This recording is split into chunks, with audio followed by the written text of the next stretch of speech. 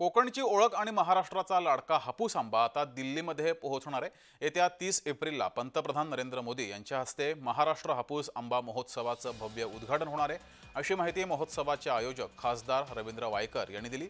या महोत्सवाला लोकसभा अध्यक्ष ओम बिर्ला, संरक्षण मंत्री राजनाथ सिंह तसंच मुख्यमंत्री देवेंद्र फडणवीस, उपमुख्यमंत्री एकनाथ शिंदे आणि उपमुख्यमंत्री अजित पवार हे सुद्धा उपस्थित राहणार आहेत।